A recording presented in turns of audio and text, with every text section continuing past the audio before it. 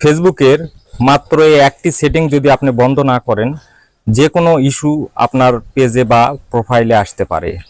তাই দয়া করে সবাই এই একটি সেটিং বন্ধ করবেন, এবং এই একটি সেটিং বন্ধ না করলে আপনার কমেন্ট বা কোনো রিপ্লাই দিতে গেলে আপনার ভিডিও প্লে হয়ে যাবে।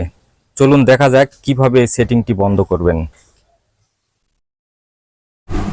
প্রথমে আমরা ফেসবুক অফিসিয়াল অ্যাপে প্রবেশ করব। এই যে প্রোফাইল আইকন ডান সাইডে, এখানে ক্লিক করব। তারপরে এই যে এখানে সেটিংসে ক্লিক করব। এই সেটিংসে ক্লিক করার পর এই যে এখানে দেখুন মিডিয়া, এখানে ক্লিক করতে হবে আমাদের। এখানে ক্লিক করলাম। এখানে ক্লিক করার পর এখানে হচ্ছে মূলত কাজ। এখানে দেখুন এই তিনটি অপশন আছে। এই তিনটি অপশনের কাজ তিন রকম।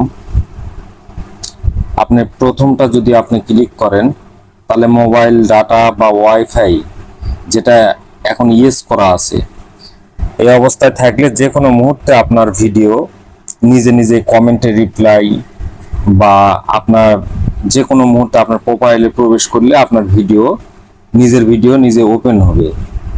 কিন্তু নিজের ভিডিও নিজে ওপেন করলে বিভিন্ন পলিসি ইস্যু আসতে পারে এবং বিভিন্ন ঝামেলা আসতে পারে। তারপরে দ্বিতীয়টা হচ্ছে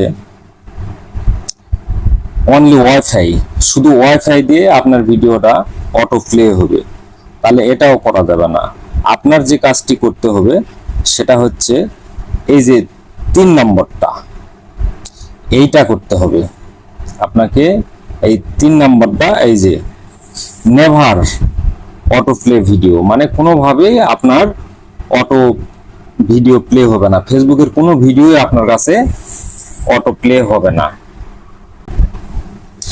আর এই সেটিংটা যদি আপনারা বন্ধ না করেন, তাহলে সেক্ষেত্রে যে সমস্যাগুলির সম্মুখীন আপনারা হবেন, 1 নম্বর, যে কোনো কন্টেন্ট পলিসি ইস্যু বা যে কোনো ঝামেলা আসতে পারে। আর এটা যদি আপনারা বন্ধ করে রাখেন, তাহলে এই ধরনের কোনো ঝামেলা থেকে আপনারা মুক্তি পাবেন।